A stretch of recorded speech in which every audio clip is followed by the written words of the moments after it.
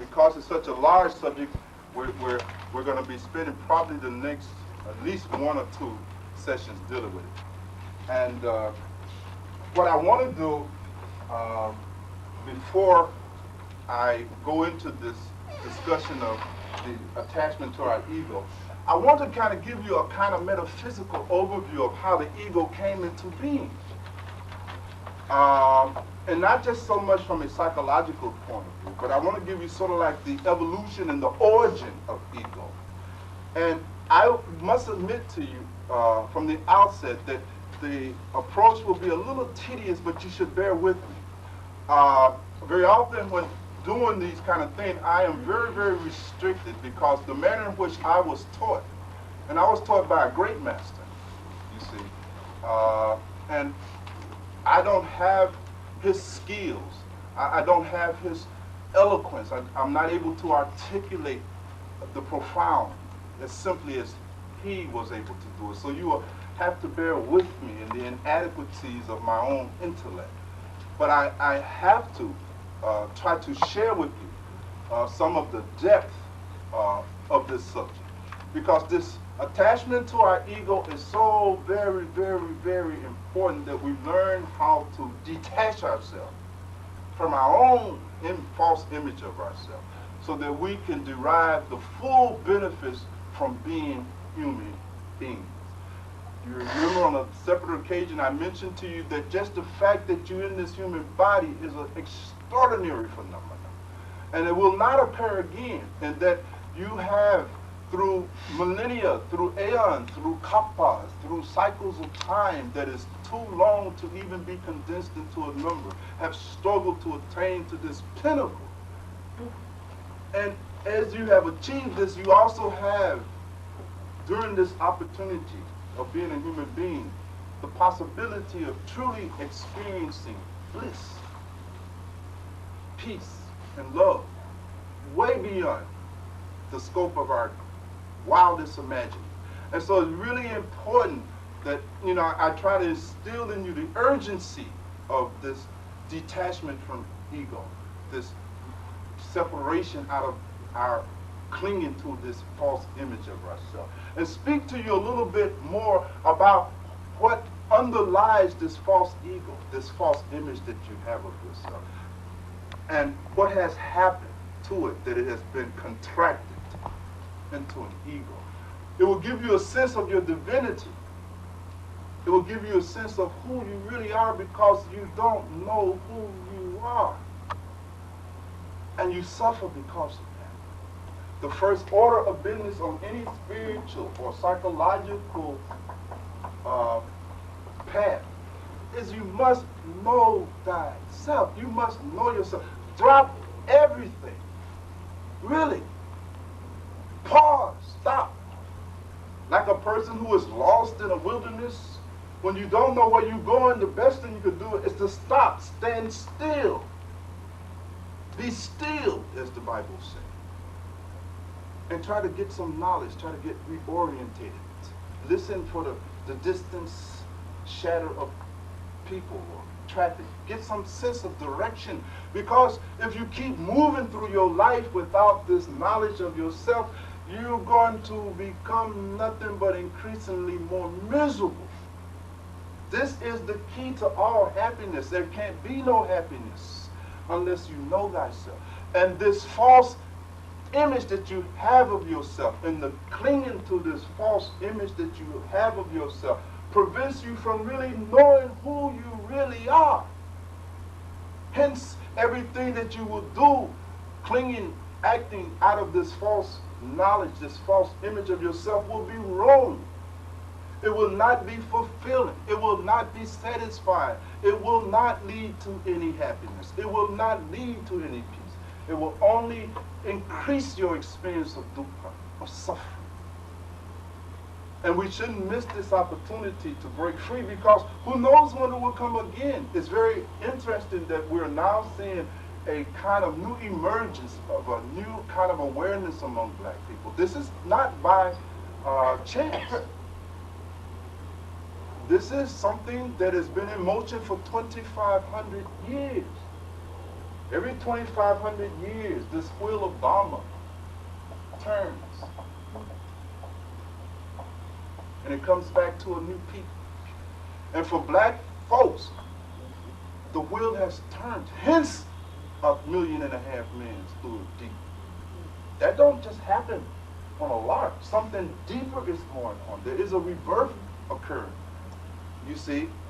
And you are very fortunate to be in this black human body. Please do not blow this thing. Do you understand? Jesus, from where he's at, is longing to get into a black body in this next couple. Buddha and millions of Buddhas are standing knee deep to get back into a black body. I'm telling you, you are where it's at. Because a great birth is going to take place. And we mustn't miss this opportunity. So I want us to bring a particular seriousness to our discussion of this subject because it will liberate so many. Those of you who had an opportunity to watch Minister Farrakhan deliver his keynote address at the Million Man March might have noticed that he read from a piece of research on Willie Lynch.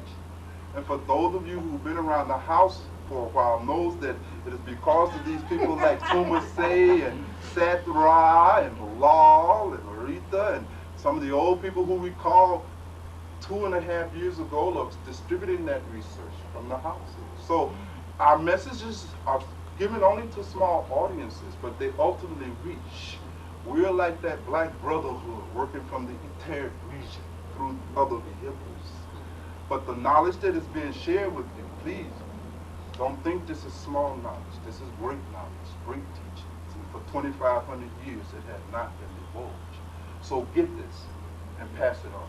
And you will be making an immense contribution to the resurrection of an entire race, indeed of an entire humanity. So let us begin with the origin of ego and how it came into being. And I'm not going to punish you with an exhaustive thing, but I wanted to give you a big picture, because once you have a big picture, it's easy to work back toward details there. You have heard me say on so many occasions that we are all, without exceptions, nothing but manifestations of the divine, of deity. What I'm saying that the real nature of self is God. The real essence of who you are is made out of the same stuff that God itself is made out of. The only difference is quantity, not quality. We are miniatures, if you will. We are the microscope. God is the macroscope.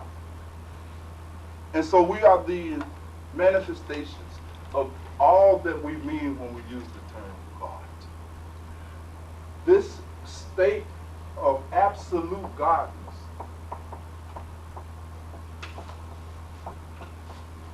when this God was simply one, unmanifest, undualized, unsplit,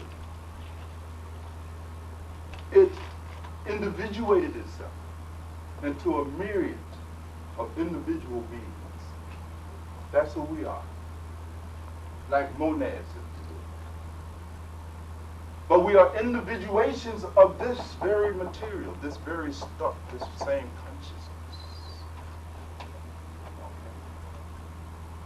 And it is with this process of individuation of that which is undivided and undifferentiated in one into a unit that marks the origin in the beginning of the experience of egotism. Because egotism technically is a feeling of being separate. All right? The word for it that we use is called ahankara. And again, pardon me and forgive me for having to resort to language that is unfamiliar. But as I mentioned on many occasions, we don't have the precision in our language to talk about this. But fundamentally, ego is our experience of separateness from that which we have emerged. It is the feeling that you are separate from God. Fundamental. Egotism is the experience that you are not God.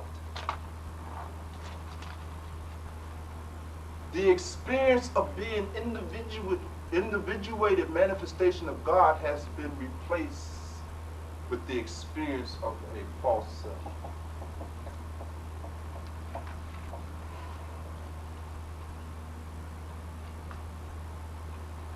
You have to understand this, that the image that you have of yourself is a social construct. You are nothing but a conglomeration of the opinions that other people have of you, beginning with your parents, friends, relatives, brothers, sisters, teachers, etc. You are a socialization process. And that is false. Because it obscures your reality of who you really are.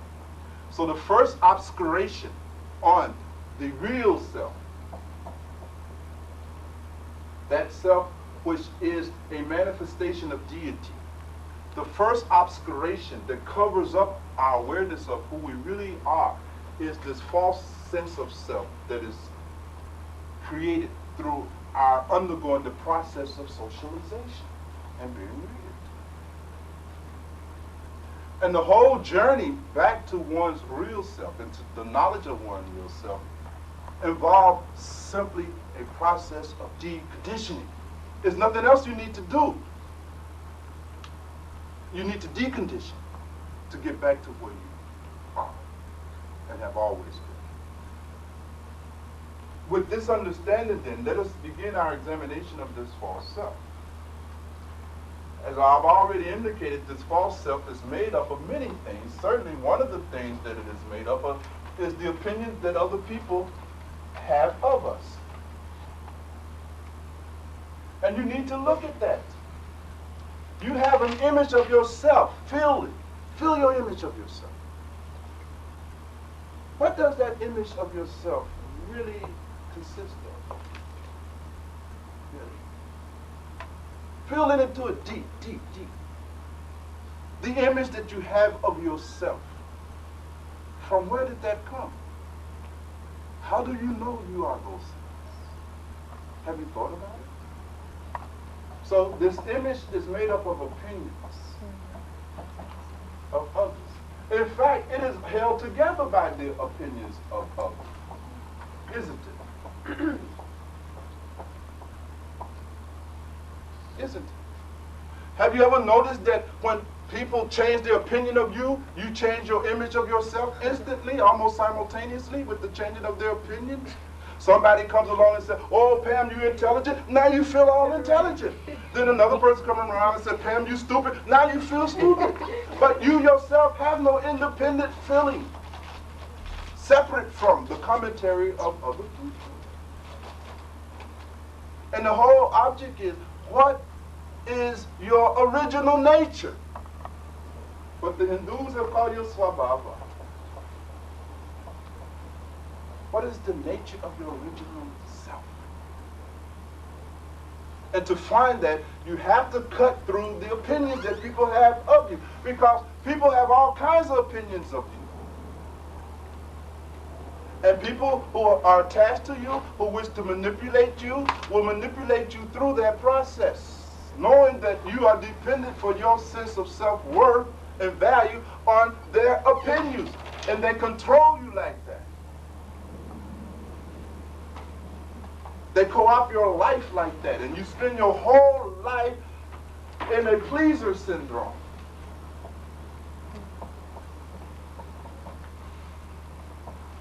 You become a pleaser.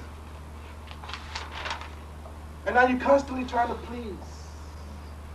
Because the fear is that if you don't please, they will lower their estimation of you. And then your experience of self-worth will come tumbling down. And you will start feeling worthless, useless. Opinions of others very often form the core of our image of ourselves. In addition to other people's opinions about us, what else do we find in the equation that makes up our self-image. You have to think a little bit about it. What are some of the other things? Sometimes people can start tripping on what they want to be, and they start believing they're that, and they're not. Sure. Their hopes, aspirations, goals, ambitions. All of those things are found in the contents of your image that you have of yourself. And very often, it is this material, Emma, isn't it, that is the most difficult, isn't it? We all know about self-esteem. I've talked about it so much, but for those of you who have not been in any of those sessions, you need to understand that I make a distinction between self-esteem and self-respect. They're very different phenomena. Your self-esteem is the contents. It is of your ego. It is your hopes, your aspirations, your ambitions, your goals that you have set for yourself. Very often predicated on the opinion that other people have already given you. You're intelligent, Leonard, so I believe that, and then I form an ambition out of that assumption, don't I? All right? So very often your own personal hopes, aspirations, ambitions, and goals is rooted in somebody else's opinion that they've given you. You follow me? And someone has told you that you are nice and that you're kind. And you started believing that. Didn't you? They might have been telling you that to manipulate you. Obviously. But you bought it. And so now you have formed a false image of yourself as being, I'm honest. Yes, you honest when there's nothing at stake. Yeah, easy. You honest as long as you're not thrown in a situation that requires honesty. Yeah. That kind of honesty don't count. You arrogate to yourself qualities that you do not, in fact, possess. What are some of the other qualities that we arrogate to ourselves under the influence of other people's opinions and make them a part of our own aspirations, goals? One of the ones I think is one of the most important is this thing of intelligence. Oh, yes. Intelligent. You know, I'm very intelligent. There is no evidence nowhere in your life of intelligence. At all. It's everywhere you look in your footsteps. You see nothing but stupidity, nothing but immense ignorance. But yet you are clinging to this false image of yourself as being intelligent when there is no evidence. You're intelligent. You picked the wrong job, the wrong husband, the wrong wife, the wrong friend. And yet you say you're intelligent. What kind of intelligence is this? That always results in wrong choices. It is not real intelligence because, and you cannot have real intelligence because you cling into false intelligence. And one has to really let go of this false intelligence. This sense. It is said, for instance, that if you have a lot of knowledge about other people, then okay, maybe we can even say you're intelligent. But if you have a lot of knowledge about yourself, you are definitely enlightened. And that is the distinction between the so-called intelligent person and an enlightened person. The enlightened person has an immense amount of knowledge about themselves. They are intelligent when it comes to themselves. But we say we're intelligent. And even about matters that pertain to us, are we able to act out of that intelligence? Of course not, because the intelligence is not real. I know that shooting dope is no good. You don't know anything if you're still shooting dope. That's a false knowledge. It's not real. It's hearsay. You going on what you read in the paper and what the psychologists and the doctors say, oh, shooting dope is bad for me, you know, and you study fine up dope. You don't really have any real intelligence. And it's hard to see that unless you look at your life. Isn't it? So you're right in that. Intelligence. What are some of the other things that we will find embedded in this image that we form of ourselves that I'm calling self-esteem. Self-esteem means your estimation of yourself. It's your opinion that you formed of yourself, you see. What you would like to be, what you hope to become one day. And it's not what you are, right? What are some of the other things? You seem to be awful knowledgeable in this area, sister. Huh? Well, I had to think about it a lot. All It right. hurts. The whole concept of being in love. That whole concept. Ooh, brand new, brand new. Loving or in love. How often do we hear when we are expounding and advertising our false self, you know, I'm a loving person. Then when we go and examine in life, what do we find, folks? Have never loved nobody. Nowhere. No capacity. None at all. Have brought bliss to nobody. Has not triggered the experience of joy in nobody. Yet they say, I'm loving. You have the potential to love, yes. Don't misunderstand me. By definition, you have the potential to love. But having the potential to do a thing is a very different thing. Yes, we have the potential to love. But we go right past and say, I am a loving, kind, sweet, compassionate, fair individual.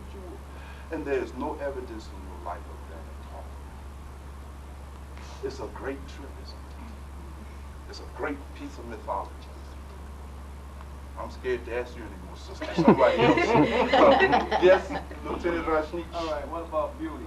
Beauty. And a lot of that has been projected by mainly the Europeans, what they put on TV. And they don't put emphasis on like inner beauty. A person may be physically beautiful based on what we've been taught, but actually they may have ugly ways. Yeah.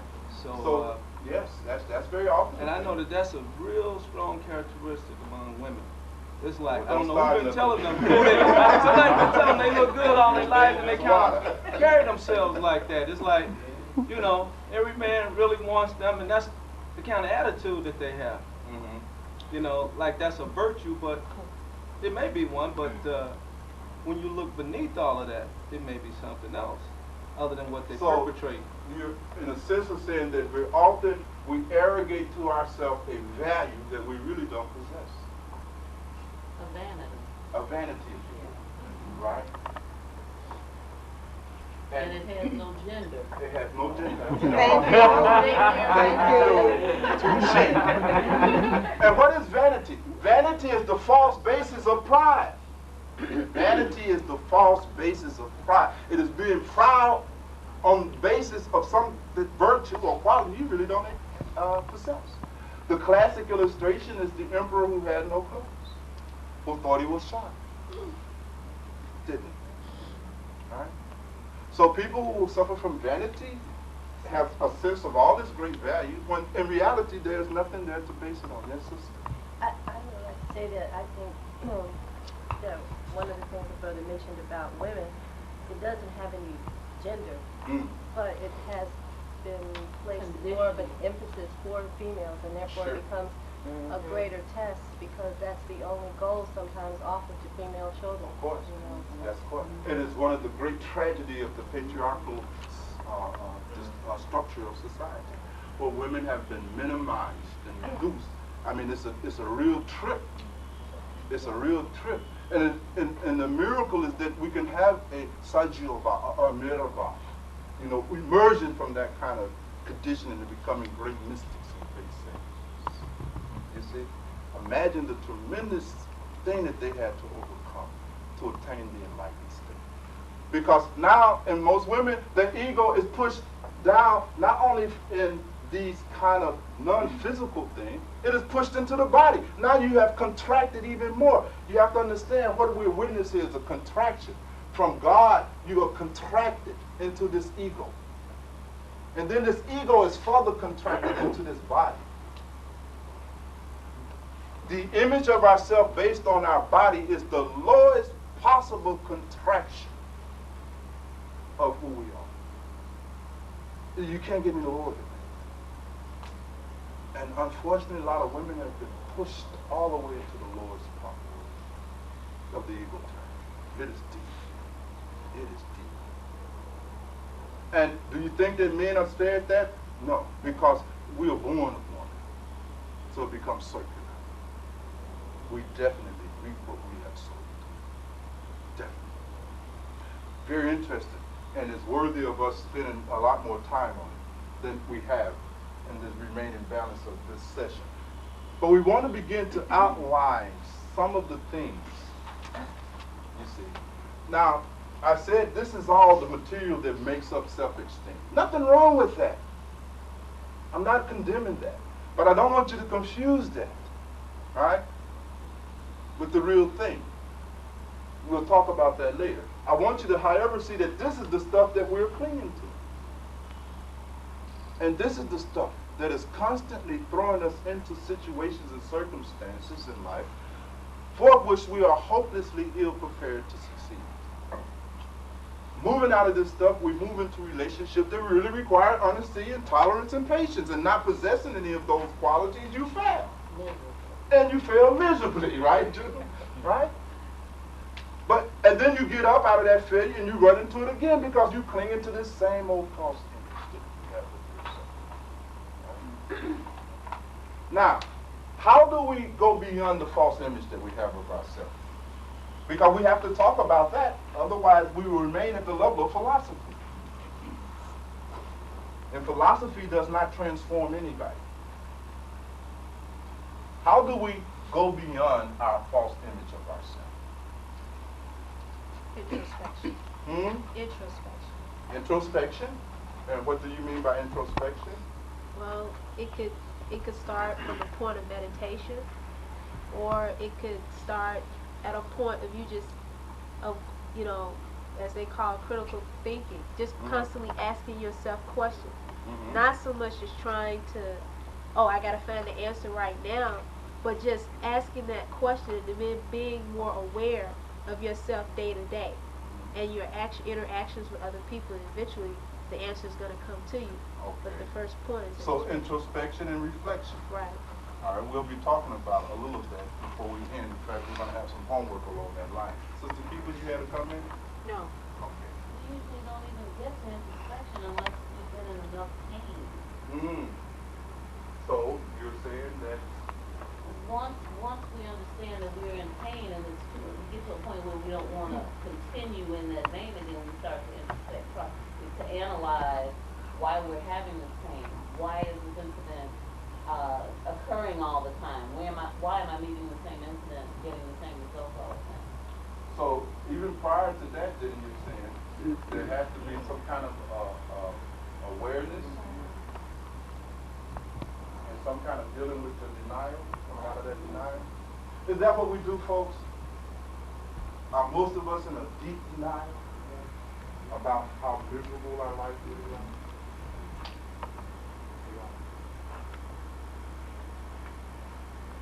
The poet says that we are living lives of quiet desolation. Deep down, just miserable, just suffering, barely able to hold on, right? But we don't want to acknowledge it. Because to acknowledge it means that our whole approach has been wrong, and I've already told you that that's hard for us to do. To acknowledge it means that you have to admit you don't know what you're doing. You don't know what you're doing when it comes to this thing about life. I shared with many of you that one of the first lessons I learned when I got married some 27 years ago, that I didn't know nothing about living with another human being. Totally shattered my ego. Totally destroyed my self-esteem. Because, June, I'm thinking I got all these qualities that make up a good husband and a good father. I'm tripping, right? You see? And having to enter into a real relationship outside of my mind with another human being. I experienced it. My immense ignorance. I really don't know anything. And this admission of your own ignorance is the first step in acquiring wisdom. We have to acknowledge that we really don't know how to be happy. Fundamentally. We're guessing at it. We're making it up as we go along. We have to really acknowledge the fact that our lives is full of too much misery and suffering. So in some respect, June, I think that is fundamental, and I'm taking that for granted, that most of us, contrary to what Loretta said, are intelligent enough to know, right, that we're miserable, right, and that all the other things we're saying is just for show in politics. And then we can move on to introspection. What else do we need to do I think it will help if to we, break the attachment to our false image of ourselves? it will help if we start to construct a model, and that will consist of getting right information as to what our self-image should be. How do we go about doing that? Examine where we came from. Examine where we go. All right. So you're talking about some self-examination. Is that very much like introspection or a little bit more detailed? Well, one thing we know that Socrates says that a life that is not examined is not worth it. Yes, Rob. Go ahead. I was finna, in my opinion, you said what else do we have to encounter? I think a rude awakening. We have to have the experience of a rude awakening. Right. Shock. We need shock treatment. All right. Now, before we laugh at that, that's usually how most of us really get the first break from captivity to our false image of ourselves. Life sends you a rude awakening. Now, the man may divorce you, and you can't handle that. The woman may leave you, and you can't deal with that. That tears you up, it breaks you down. That is one of the things I have witnessed. Because we bring into these relationships so much nonsense, so much illusion about ourselves. And then when that other partner leaves us, splits, then it literally breaks their heart. Hence the metaphor. Heartbroken. It tears them up. We all know, we know people, some of us have been there. You know what I'm talking about. When that person leaves you, now you just messed up. You've been shocked.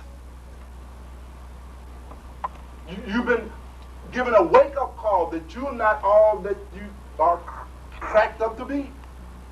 That somebody don't want you. And this realization that somebody don't want you is too much. You can't deal with it. It totally destroys this ego mythology. You see my point? So you're very right, Rob. Sometimes it requires shock treatment in the form of a tragedy. We either take one or two directions. Either we, like they say, come out of denial and get better, or you decay, or you put yourself in a situation where you end up, withering away, as I said. Yes, Bob. Or, to Rob, a lot of times you just repeat it. I'm finding that the ego, you can get heartbroken and do the exact same thing over and over again. So the person ain't stop clinging, is it? No, and it's, I was just thinking as we was going on here how, even, with the rude awakening, how resilient the ego is. Yes. Because it's just firmly set in there. And I've talked to Azur about this in my own personal situations. I find that the only thing that shake me up a little bit, I have to go through, I can go to all, I come to Satsang and I hear this stuff, and I can agree with it and I see it, but I don't learn any. I'm one of these crazy kind of people. And the only time that I can learn is if I have the experience. And I told Azura, I can just see millions of lifetimes ahead of me because I just want, because if I have to learn, I got to go through all these experiences. But then, when I have the experience, and then now I understand. But, it's a great setback, but it amazes me to see how powerful, we're always talking about ego, and it's kind of just a word, we all understand it, but when you really see the ego, how you understood that, how your intelligence, you could really see and understand what's been said in that song. But yet, until you have that particular experience where you had to go through something, as you say, you had to go through it, and then you could see and say, man, look at how messed up I am, because, it's really there, and that ego doesn't, and it just don't dissolve, even with discovering that one thing and you find that out, it's still there. And you found that one thing out, and it's still strong. Yes. It's not going, it's still there, it's still powerful, it's still there. Yes. Yes. So you need to have an actual experience with some awareness. And it still sometimes, as you say, Baba, has not gone away. This ego is a very, very difficult thing. Yeah, and the fact that you're aware of it doesn't change it. No, it didn't change it, do it? That's another step. So how do we get past this ego? Because we have to find this out. We have absolutely the obligation to ourselves to liberate ourselves from the clutches of our own false image of ourselves. And folks, we have got to find out how to do that. That's what liberation is all about. That is what salvation consists of. Yes, Tony? Well, like most of us know, the awareness is there, but it's taking action. And a lot of people don't want to take that action. Because it's painful. Well, you know what? I think that when you really make up your mind, well, some people know and refuse to deal with it because, see, if you're in a situation that's making you unhappy, but I'd rather stay because I don't have to take the action that leaves. Yes. So if you say, I'm unhappy here, I'm willing and ready to take whatever action to go into the unknown. We're afraid of the unknown. Yes. So the awareness, I think, a lot of us know what we may not know what makes us happy, but we know what's making us miserable. But we don't want to take that action. Yes, that fear of the unknown. Of the unknown. Attachment is that clinging to the knownness. Right? However painful and miserable it may be. But at least it's familiar. It is the clinging to the familiar. It is a kind of aversion toward the unknown. And then, too, a lot of times we don't have examples in our environment that give us the information to change. Sometimes we don't know what to change to or how to change.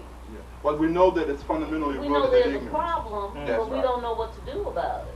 Yes. Sandra, sister, either one, doesn't matter. Well, I think maybe we have to go back to our childhood and examine our patterns and why we fit into certain patterns according to our parents or whoever had influence over our life, and to find out why we react in certain situations the way we do. Psychoarchaeology. Right? We have to become psychological archaeologists, and you're right. You see, what we may be beginning to start seeing here, that we're going to have to do a combination of these things, aren't we?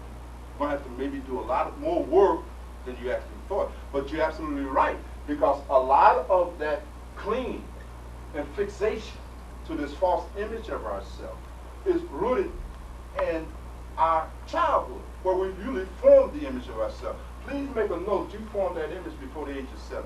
Now, I know this is going to strike you as odd, but I'm telling you, this whole image that you are perpetuating of yourself was formed before you were 7 years old, and on the intelligence of a 7-year-old, and on the awareness of a 7-year-old. You got an image of yourself that you formed when you had no education, no wisdom, no life experience, when you was at the nadir of your knowledge and wisdom, when you were but a child.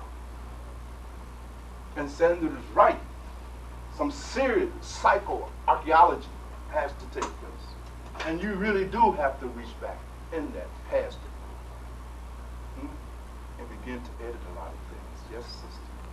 It's funny, Sandra and I were actually almost going to say the same thing, but I would like to say that I think you're absolutely right about the childhood, and I think we have to look at how we teach children to maybe start really working on them becoming vicarious in some instances, that they don't have to stick their hand in the fire Yeah.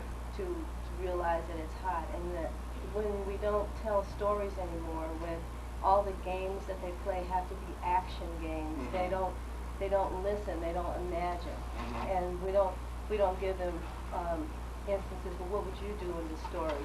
They don't hear the danger stories, and consequently, when these people grow up and their ego is confronted, it is very strong. But this says, well, you have to actually hit me. You know, I don't have any imagination, and I won't bow to you presenting something for me to say, well, maybe this, maybe that. You know? Yes. And it does get a certain resilience. It almost cut them off from reality. Yeah. Just throw the kind of sensitivity to reality. Yes, sir. I was just wondering, what is the whole definition of self? And I think that really needs to be explained. Sure. Because when I had that shock treatment, introspection, all the time I thought I knew who I was, because I thought it was just limited to me being my, the phenotype, my skin color, me knowing as much as I could about my history. But then I still kept repeating the same experiences. It had nothing to do with my physical person. And then I really began to understand what self was, or who self is. Yeah. And that is very important, because a lot of times we say self and we're still dealing with ego. Still dealing with ego. Still dealing with ego. Still dealing with ego. Absolutely. Now let's expand that point, because Aretha, for those of you who don't know, has been through this for quite a while. So she's done a little work on herself. And I want you all to have the same advantages that she had when she was first introduced into this same process.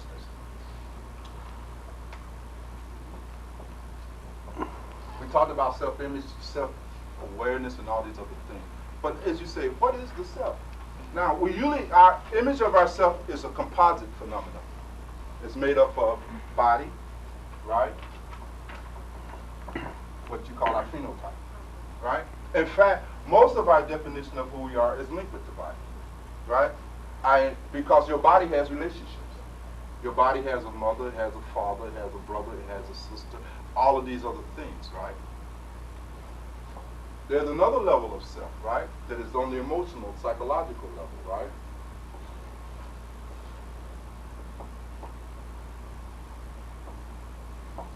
That is a self that is made up of what? Your likes, your dislikes, right? Your ideas, your attitudes, your philosophy, your worldview, etc., etc., etc. And some people are more identified with that than they are with their body. You have to see what kind of person you are. That's why I say you have to feel, where is the basis of your false image rooted? Is it in your body? You might not be so rooted. Your image that you have yourself may not be so rooted in your body. You may find you most stuck here in the emotional, psychological, mental thing. Your opinions about things, highly attached to that, all those kind of things. And then there is the spiritual self.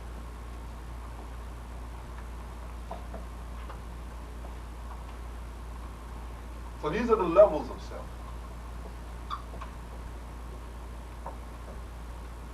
The levels of the self. Physical, astral. I should actually put it in astral causal, because I mean the combination of emotional and mental.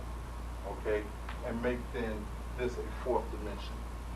I shared with you all last time, I talked to you about the 4 dimensions of being. For those of you who were there, you will recognize this schematic again, and just in a different form.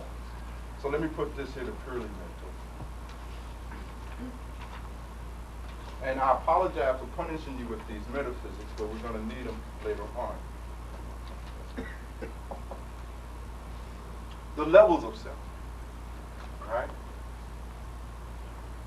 And to some extent, these 3. Because here, most of us don't even have any experience of ourselves at all. Strange!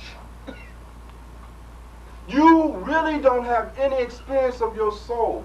You have mostly the experience of your mind in its contents. And that is what you've been calling the self. That's the farthest you can go. And feeling yourself is to the level of your mind and the contents thereof. You can't even feel a soul. Is that right? Now that we see the immenseness of the problem, let us return now and start looking at some methodologies, because that's the whole point here, how to break free. Now, I'm going to have to suggest something to you that may be a little foreign to you all, and may require you all to take advantage of my willingness to spend some one-on-one time with you, because I need to take you through a lot of processes here. But the process that is going to be the most effective in you experiencing the true nature of the self is going to be meditation. Without meditation, there is absolutely no way to have the experience of the real self. Let me be very clear about this so that I don't mislead nobody in this room, so that you don't start thinking you go read no book, attend no seminar, do any kind of minor reflection and come into this knowledge. No, there is no way possible. You must enter into a process called meditation. There is no other way to know the true nature of yourself. And that's a fact. And so, those of you who are really, really committed to maximum liberation from the levels of false self, then you will need to explore meditation. Now, I'm not going to go into a lot of that here. I will make myself available, since we're not going to be doing a lot of the Sunday songs while we're doing the workshop. I will make myself available on Sundays through any kind of arrangement that you make with the law to spend some one-on-one time with you, because there's a lot of setting up that has to be done in that.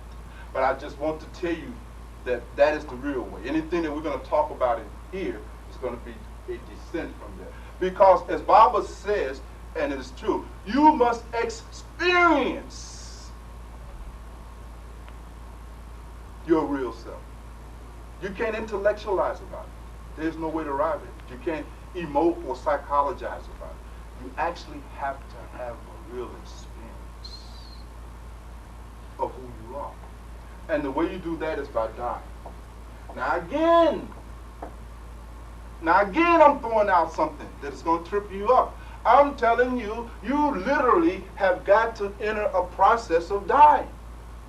What St. Paul called dying daily, or what the masters call dying while living. And what do we mean by dying? We simply mean you will have to complete a process of withdrawal.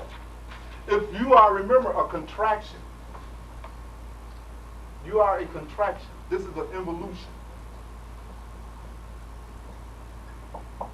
Egotism is an involution of deity. The only way out is through an evolution in the opposite direction. Meditation is a movement into the inside of yourself through the successive layers. And the only way you can do that is through a process called meditation. There is no other process. This is what all mystics, all saints, all sages have taught. This is the whole purpose of Christianity, Buddhism, Hinduism, all religious sciences, even psychology, psychotherapy to a certain extent, is to give you access to deeper and deeper levels of your being. And you can't get real deep access to levels of your beings from reading books. At the most, you can get to a level of your mind. You see? So you have to go into this process called dying. And this process will involve a couple of things. First thing is the withdrawal of awareness from the physical body. Because this is the least representative of who you are, the physical body. The least, you've had millions of these things. You see? It is the least definition of who you are, the physical body. So the first thing you have to do, you have to raise your awareness beyond the physical body through this process called meditation. Are you with me on this? I know it's getting esoteric in here, but I have to give you the real deal. You see? Don't want to play games with you. Don't want to send you on wild goose chases. You have to be able to raise your level of awareness of self beyond that of the body. And to do that, you have to enter into the process of meditation. One of the first things that you can do is to be still, to take what we call an asana, or posture. I'll go into those as we go further. You're going to actually have to sit this body, hold it still,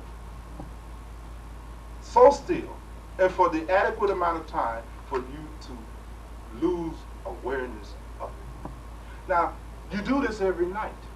When you go to sleep and you lay in that bed, you move from this so-called wakeful level of consciousness down into a dream state.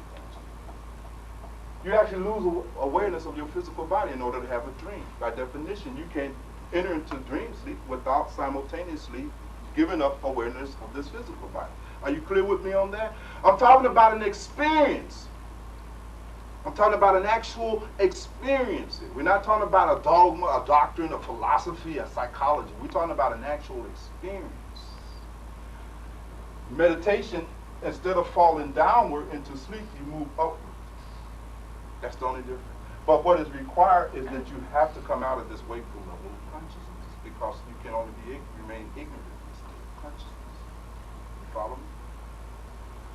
And so you do that by losing awareness of the physical body first. But those of you who practice any kind of meditation know how difficult that is. You can't get your attention and awareness off your physical body. You can't never know anything more than your physical body. Now quickly, I'm just going to put these up here and we're going to break them down next time. Then you got to get beyond your emotional stuff. You got to get beyond your emotional stuff. Almost all your attention is caught up in what you like, what you don't like. The very first thing that the ego says when it arises, says, I want. That's the first movement of ego. Desire. I want. I like. I don't like. You have to withdraw your awareness from your set of likes and dislikes. I'm talking about work. Because what you like and dislike is not real. It's not the real deepest level of who you are. You have to understand, most of us identify ourselves with that which we like and dislike. I mean, think about it.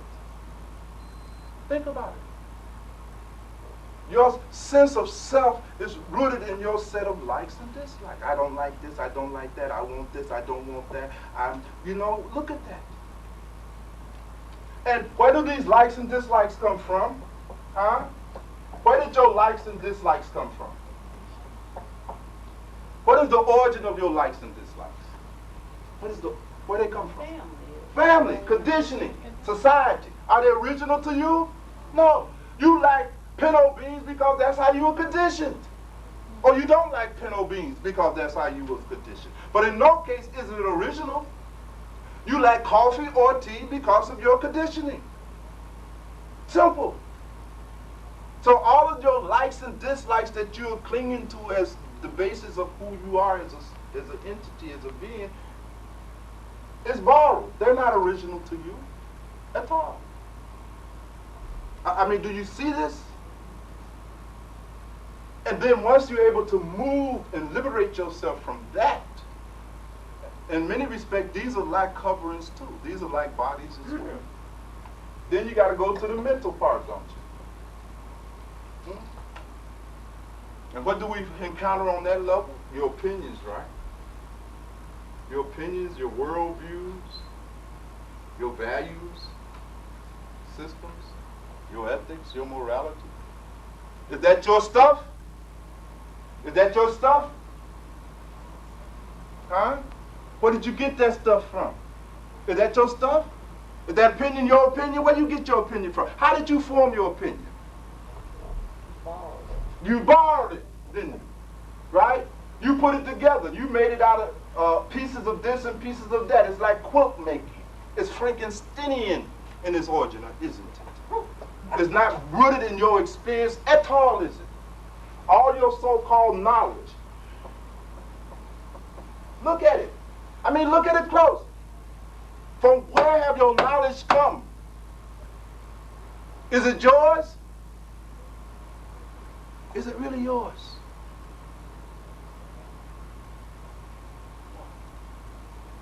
And yet, we identify with our knowledge. I know this. I know that. And it's that knowing is not even rooted in your experience. You didn't have the experience. Your knowledge is secondhand, borrowed. Right? It's not real. And yet, look, when you are clinging to your knowledge and then you are navigating a course of life based on that, what is going to happen? What is really going to happen? I compare very often to what we did when we were in school, when we really didn't understand the math. You know, we didn't know the answers, you know.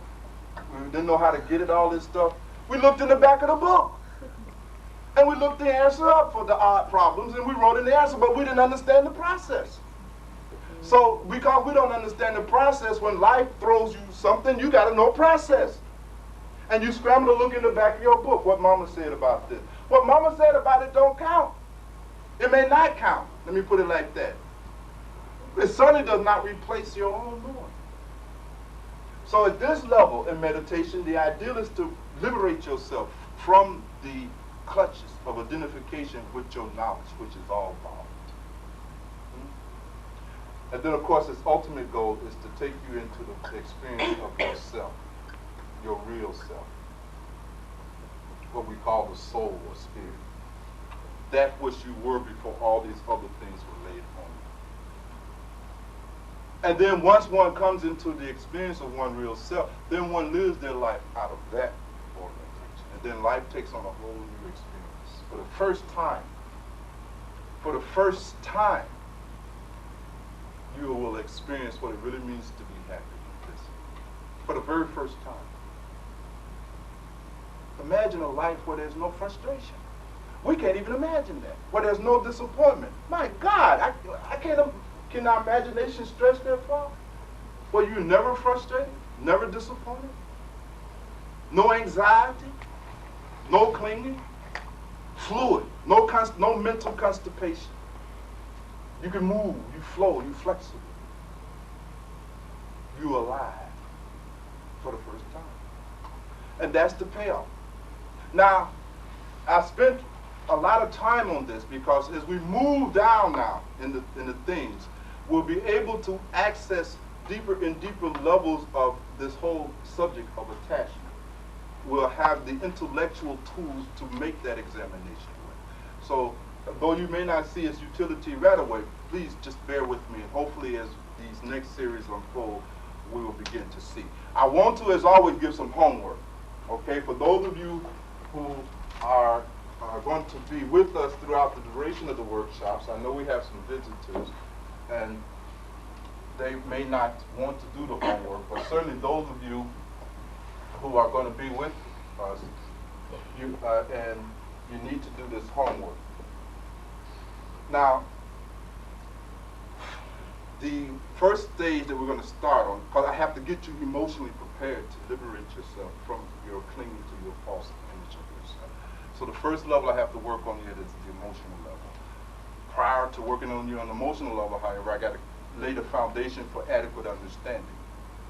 And that is the purpose of these exercises. I've given them before casually, but this is very formally now, so I actually want you to do that. And this will help turn your minds. I call it Dharma, the Dharma exercise.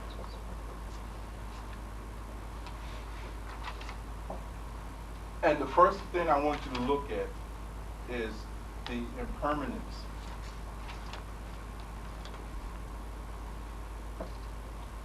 of things and events.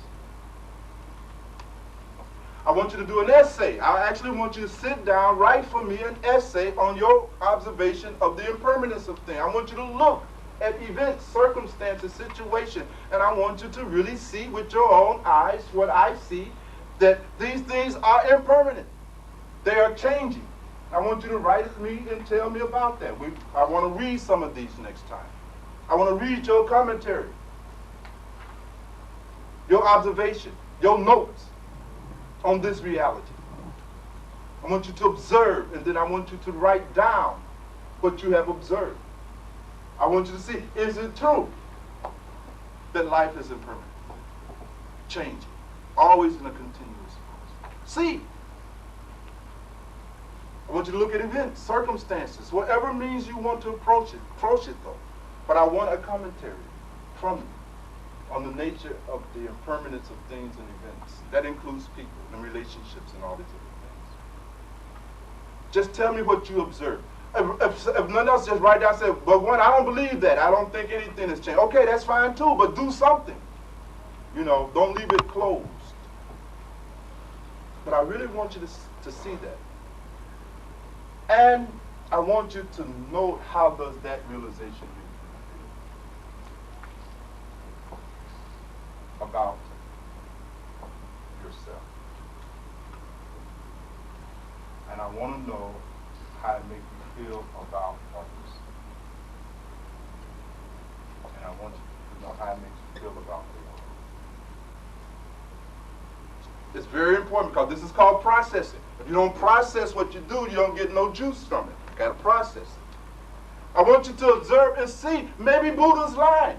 Maybe Jesus is lying. Maybe Muhammad was wrong. Maybe Kabir didn't know what he was talking about. Maybe Lord Krishna had taught a bankrupt philosophy. Maybe Ptahotep or Kajami was absolutely wrong. Who knows? You look. See, do you see the same thing? Is life fixed? Does life flow? Is life predictable? Can you predict life? Do you know what's going to happen? Look and see. Don't play games with yourself. And whatever you conclude, then tell me, how do that make you feel about yourself knowing that? What is the new feeling that comes? How does it make you feel about others? Because the others are part of that flux, aren't they? And how do it make you feel about the first thing. I'm going to give you just one more piece of homework, because we don't have many workshops, all right? We don't have enough workshops scheduled to cover everything. But these are the Dharma exercises, okay? The other thing I want you to look at is the rarity of the human opportunity.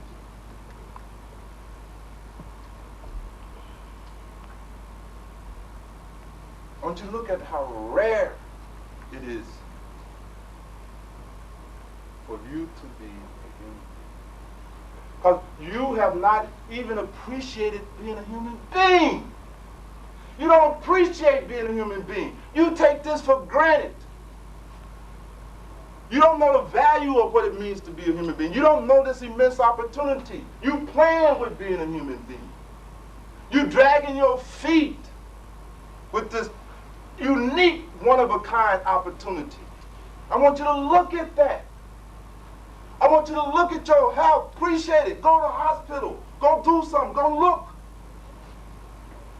You taking your health for granted. Look at that.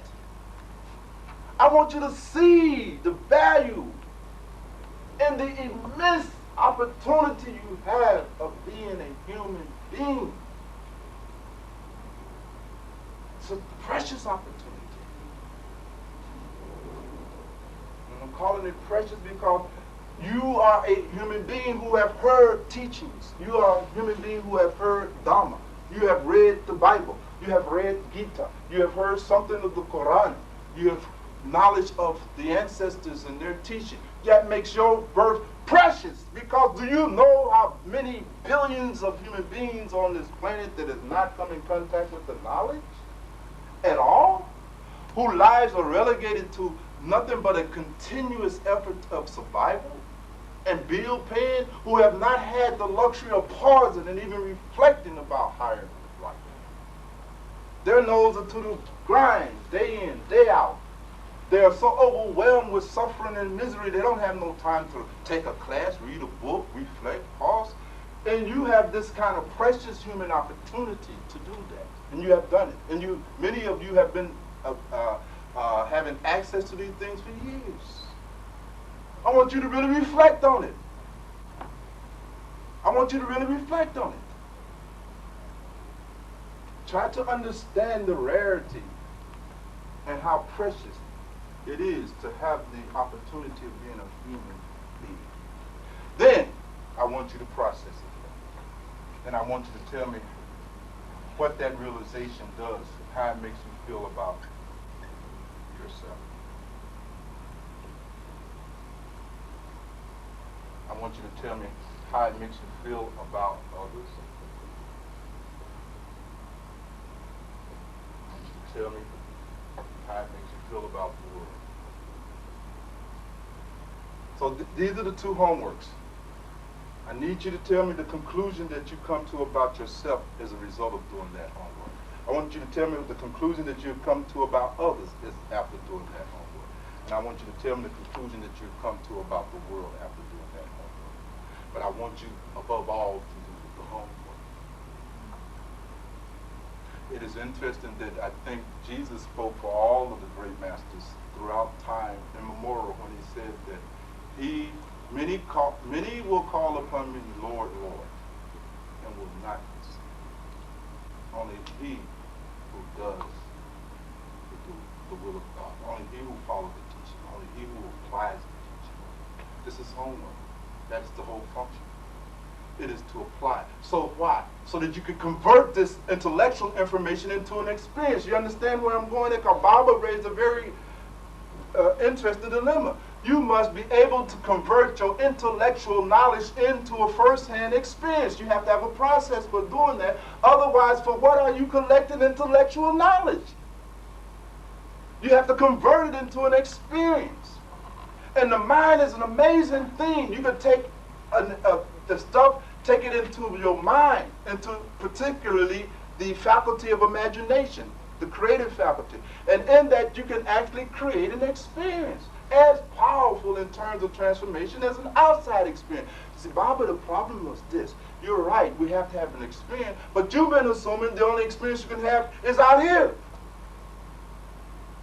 That's not true.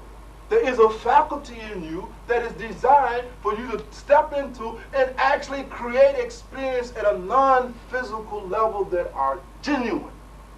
It's strange. We know that, for instance, in training athletes, if I have a basketball player that's having a bad free throw day or week or series, I can take this guy, stand him up, set him in a chair, and relax him.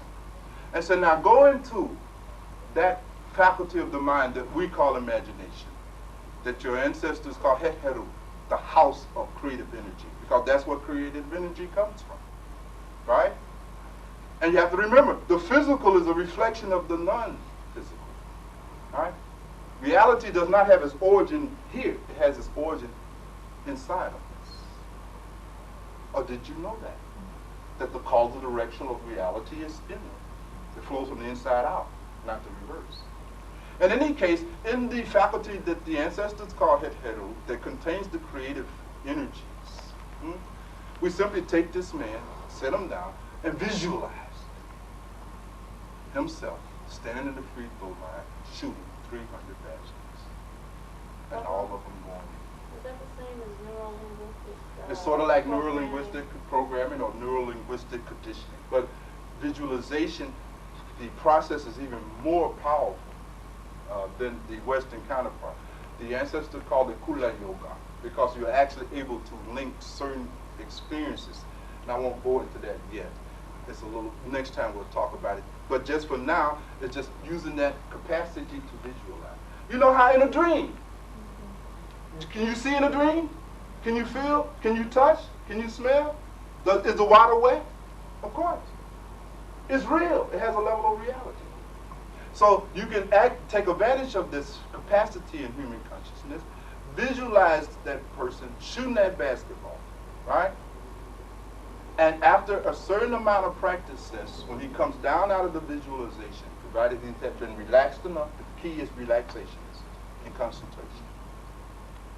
that player can get up out of that chair, go into the gym, or go back on the floor for that matter, and his percentage at the free throw will go through the roof. Golfers do it all the time. They simply imagine in their mind swinging the glove.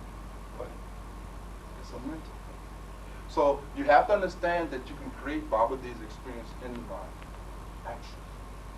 So we're not limited to waiting for life to send us an experience, because who knows how long you will wait? Perhaps eons before they send you something to shock your butt, right? Shock yourself. Why not? You don't have to wait for a shock. This will shock you. Do this here. That's the whole design. This is shock treatment. It'll make you see something. So I want you to be able to go into that process of visualization. This is high visualization, I mentioned that. And give me your conclusions. And we will pick up from there next time. Are there any questions about the homework so that we be absolutely clear on it? Yes, sister. You don't know how to Certainly. Certainly. This doesn't take much time. This doesn't take much time. You know, it takes maybe an hour or two at the most. It doesn't matter if it's current or I don't- past. It doesn't matter. No, but I would like for, if it's current, to include everything that you know up until this date. You know. All right. And those of you who want to get together on Sundays and do a one-on-one and go through the psychoarchaeology, go through some of the childhood stuff, because that stuff is very important. Get yourself a foundation. Please contact the law.